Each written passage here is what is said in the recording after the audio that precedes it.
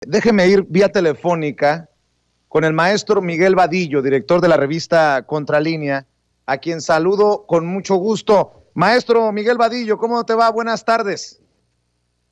Buenas tardes, Vicente, y feliz cumpleaños. Muchas gracias, maestro. Bien, que pásala bien. Gracias, pues no hay de otra, hay que celebrar trabajando, maestro. Oye, Miguel, ¿qué se ha venido contra la revista Contralínea? ¿Vinieron ataques? ¿Qué fue lo que pasó después de este planteamiento que hace Nancy Flores por lo que publican ustedes en torno al financiamiento gringo a la Organización Mexicanos contra la Corrupción y la Impunidad de Claudio X González? Sí, fíjate que tuvimos una serie de ataques fuertes. Nuestros programadores nos explicaban que fueron miles de ataques a la página, y sí tuvo efecto, pues nos afectaron la página, pero ya está restablecida.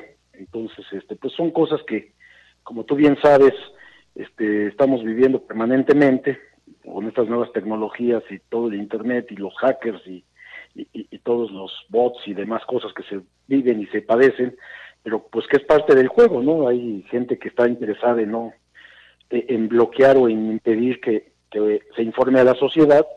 Y pues esto es lo que sucede, estamos ya, digamos que acostumbrándonos a esta parte, y hay que tener medidas de protección y medidas de saneamiento de todo lo que pasa en internet para poder inmediatamente continuar. Entonces ya está restablecida la página, ya estamos trabajando, seguimos trabajando, seguimos publicando.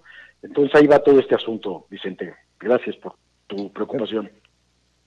Claro, y la solidaridad de siempre para replicar lo que ustedes publican. Maestro, pues le jalaron la hebra a este tema del financiamiento de Claudio X González, y creo que hay mucho que analizar y dimensionar luego de que el presidente Andrés Manuel López Obrador mandara la nota diplomática para exigir explicaciones al gobierno de Estados Unidos. Precisamente hoy hablábamos con Ricardo Sevilla sobre la infiltración de personajes cercanos a Claudio X González en el INE. En fin, Claudio X González, que podría ser el gran perdedor, dependiendo de los resultados, obviamente, en las elecciones del 6 de junio. Sí, fíjate que pase lo que pase, él no está perdiendo, Vicente. Él está defendiendo intereses económicos, está defendiendo posiciones políticas para que volver a los sistemas de corrupción del pasado, donde podían obtener grandes contratos, grandes prebendas, grandes exenciones fiscales, poder tener bajo la presión que ellos estaban acostumbrados a ejercer los de gran capital sobre los gobiernos, tanto panistas como priistas. Estaban acostumbrados a eso, y esto es por lo que están luchando. Realmente las elecciones a ellos, por supuesto, les afectará si Morena obtiene mayoría en el Congreso, porque por ahí es lo que estaban peleando fundamentalmente, y tratar de restarle poder al presidente Andrés Manuel López Obrador y a su equipo de gobierno. Es lo que buscan, pero finalmente ellos no pierden, porque ellos ya tienen calculado, ellos y el grupo empresarial que los apoya, o que son cómplices y socios, ellos finalmente están por una posición dura de ultraderecha, de favorecer al gran capital, de seguirse sirviendo con la cuchara grande del presupuesto. Es lo que les preocupa en realidad, y les preocupa también, o les interesa poner en posiciones claves tanto en el Poder Ejecutivo como en el Legislativo y en el Poder Judicial, pues a personajes de los cuales ellos puedan manipular.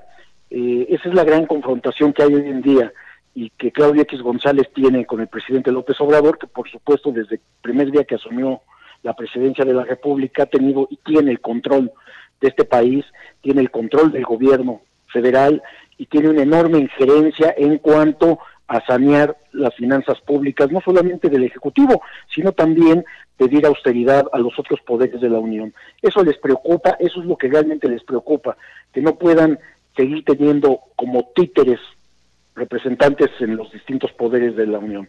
Entonces es por lo que van, y finalmente ellos tienen apostado a que, bueno, esto falta 3 años y meses para que termine este sexenio, para que termine este gobierno, y van a seguir presionando para volver al pasado.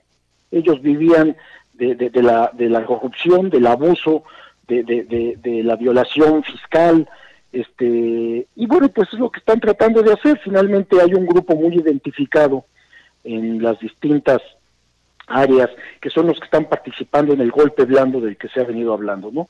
Que sí existe, que por supuesto está activo, y en donde participan, bueno, pues por supuesto, no solamente empresarios muy identificados, que son los que apoyan a Mexicanos contra la Corrupción, lo apoyan financieramente.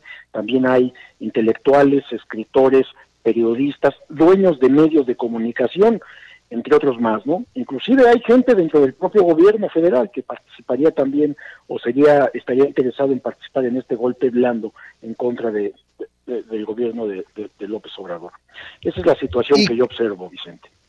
Y creo, maestro, porque tú no solamente te respeto, te admiro, sino que has establecido esta independencia a través de los años, que para poder hablar de esos medios de comunicación que han, con mucho respeto lo digo, prostituido la labor, una parte de esta industria, de este gremio. Y estaba leyendo en la revista que esto de la nueva ley de publicidad que obliga a medios y agencias a transparentar contratos, y en esto de hacer la vida pública cada vez más pública, me llama mucho la atención, porque algunos pegarán el grito en el cielo. Esto creo que es lo que han apostado en Contralínea, es lo que seguimos apostando nosotros, que se abran, que se nos quitemos las máscaras y que demos apertura para ver cuál es el rastro del dinero. La ley para la transparencia, prevención y combate de prácticas indebidas en materia de contratación de publicidad, que aprobó el Senado de la República el pasado 29 de abril, obliga a los medios de comunicación, las agencias publicitarias e intermediarios a transparentar todos los contratos en la materia. Creo que es un gran paso. Maestro, ¿tú cómo lo ves? Por supuesto, Vicente, por supuesto. Yo sé que algunos alzaron la voz. Hay violación a la libertad de prensa. No, hombre, relájense. Pues esto exactamente debe de transparentarse, que se sepa cómo se están financiando, quién les da dinero. ¿Qué es lo que pasaba, Vicente? Se habían creado intermediarias que recibían esos fondos del gobierno federal de manera directa, y ellas se encargaban de repartirlos. Entonces, ¿qué se buscaba con estas empresas intermediarias? Evitar que se supiera a quién se entregaba el dinero público, era ocultar ese desvío, esa canalización de recursos, y esto era porque precisamente se entregaba dinero a cambio de que se comprometieran a no investigar, a no criticar a los gobiernos en turno. Es lo que se está rompiendo ahora. Se tiene que transparentar a quién se le da dinero y cuánto se les da. Por ahí me he enterado, por ejemplo, que se están solicitando información de Contralínea, de cuánto se le da a Contralínea de publicidad. Si es público, nosotros lo hemos hecho público eso, no está oculto, nosotros somos transparentes, porque tampoco recibimos las grandes cantidades de dinero, al contrario, somos de los más castigados publicitariamente, de tal manera que se preocupen aquellos que recibían las grandes cantidades, y que ahora, pues, por supuesto, como se ha reducido en un 80% las pautas publicitarias del gobierno, bueno, pues están en el escándalo total. Pero finalmente serán 3 años y medio más que va a seguir en esta misma línea, que se les va a reducir a muchos medios y también a muchos columnistas, a muchos periodistas, estos recursos. De hecho, a periodistas de manera directa ya se les canceló, Vicente, lo cual es muy sano, porque había una complicidad que se había convertido en corrupción en esta materia, de tal manera que ahora ya no solamente eran los dueños de los medios de comunicación los que habían convertido el periodismo en un negocio, también eran los periodistas de manera directa participando en este gran negocio de la publicidad gubernamental. Esto se ha cortado, se está ya regulando de manera directa para que se transparente todo. No veo cuál es el problema por el cual se quejen de esto. Si primero ya se les redujo considerablemente para muchos la publicidad del gobierno, que para ellos significaba la existencia, no saben vivir sin el dinero público. Y ahora, bueno, pues por supuesto, con esta medida también se corta la posibilidad de que intermediarias sean las que empresas reciban el dinero y lo distribuyan a quien ellos consideren en un pacto de complicidad. Eso ya no existe, de tal manera que es muy sano para la sociedad, es muy sano para la relación prensa-gobierno, y cada vez va mejorando esta situación, aun en medio de los gritos que están dando los dueños de los medios de comunicación, principalmente, Vicente. Más que los periodistas y los locutores que están al micrófono todos los días, que están permanentemente golpeando, pues que sigan sufriendo, porque no les van a otorgar más publicidad gubernamental para que hablen bien del gobierno. Este gobierno necesita realmente que se le investigue si es que hacen trabajo periodístico, y que se publique y se dé a conocer, sin mentiras y sin difamaciones. De hecho, el presidente ha dicho, pues caiga quien caiga y que se investigue hasta las últimas consecuencias. Por eso hay que reconocer nuevamente tu independencia, maestro, y la independencia de la revista, con la portada de la más reciente publicación. Ebrard contrató en Secretaría de Relaciones Exteriores a 2 involucrados. Pueda dejar lugar a dudas. Creo que se hace periodismo de investigación y se hace periodismo crítico en la revista Contralínea. Sí, no solamente esto, mira, por supuesto que nosotros encontremos alguna irregularidad, porque además están permanentemente sujetos a investigación nuestra, todo el gabinete, Vicente, me parece que esa es la labor del periodista, pero sí publicamos lo que sí investigamos, no andamos inventando información o dando información medias verdades, ¿no? Me parece que hay que ser claros en esto también, porque es parte de la ética periodística. Y no solamente esto, yo te diría, por ejemplo, que la investigación que hicimos sobre el que era subsecretario de Infraestructura de Comunicaciones y Transportes, Cedric, pues terminó renunciando por la investigación que hicimos. Ya salió de ese importantísimo puesto que tenía por su relación de sus empresas y con otros amigos empresarios que obtenían contratos de la propia Secretaría de Comunicaciones y Transportes. De tal manera que él ya se fue también por los trabajos que hicimos. También la directora de Conagua, no era corrupción, pero sí mantenía a todo un staff de panistas manejando todo lo del agua, que era muy delicado. Y bueno, ya la señora ya se fue de embajadora, me parece que a Francia. Pero todas las investigaciones sí están teniendo efecto en este gobierno, Vicente, porque me parece que tenemos que tener bajo la lupa la actuación de todos los secretarios de Estado, de la propia Presidencia de la República, de organismos paraestatales como Petróleos Mexicanos, donde también tenemos amplias investigaciones nosotros. Entonces, no hay excepciones para nosotros, Vicente. Por supuesto que somos independientes, y los colegas periodistas que nos conocen lo saben también, ¿no? Entonces, vamos a seguir en esta línea de investigación. Por supuesto, también nos interesa investigar y que sobre todo que se castigue a todos los corruptos panistas y priistas que han gobernado este país, que muchos, por cierto, cuyos delitos cometieron, ya prescribieron, Vicente. Pero no solamente es el juicio legal lo que interesa a la sociedad, también es identificarlos con lo que hayan hecho, porque entonces viene el juicio social, Vicente, en donde la sociedad los va a juzgar por lo que hicieron. No importa si ya prescribió el delito, bueno, sí importa, pero ni modo si ya prescribió, porque así están las leyes.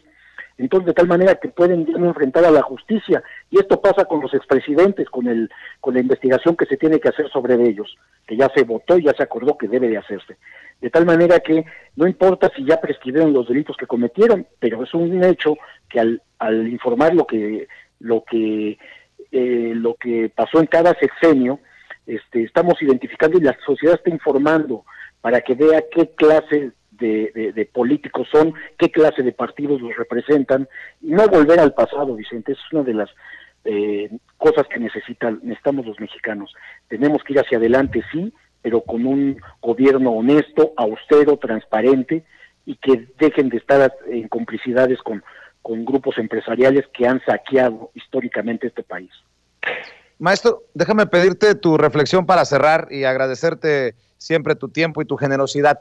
¿Ante qué estamos? ¿Qué más sigue qué le falta ver al pueblo de México, o qué nos falta a nosotros presenciar desde nuestra trinchera periodística en tiempos en que la Fiscalía abre, y pareciera que estaría muy cerca, abre una investigación, estaría muy cerca de arrestar al candidato del PRI a la gubernatura de Nuevo León, Adrián de la Garza, que habla de presuntos delitos electorales de Samuel García, que la Fiscalía recibe información sobre los cabeza de vaca, Andrés Ruemer anda huyendo, Ricardo Salinas Pliego cada vez más activo en redes sociales, un constante jaloneo entre el presidente y el INE, los medios de comunicación cada vez más sesgados. Mencionaba el caso de Ciro Gómez Leiva, que ya salió a cuestionar lo de la fiscalía porque las encuestas señalan que se les está apuntando a los dos punteros en Nuevo León. Un Loret de Mola que dice que la fiscalía está a las órdenes de López Obrador, cuando López Obrador tomó en cuenta un tuit de nuestro compañero aquí en Sin Censura, Jorge Armando Rocha, sobre la tarjeta rosa de Adrián de la Garza, cuando el presidente voltea a ver a medios independientes como contralínea para mandar una nota diplomática a Estados Unidos, cuando denunciamos a algún personaje de Pemex y es despedido de Pemex desde las trincheras independientes como Sin Censura. ¿Qué falta? ¿Cómo ves estos ríos revueltos? Porque todavía tenemos por lo menos 3 semanas rumbo a las elecciones, y menciono las elecciones porque todo se exacerba en proceso electoral. ¿Qué panorama ves, Miguel Vadillo?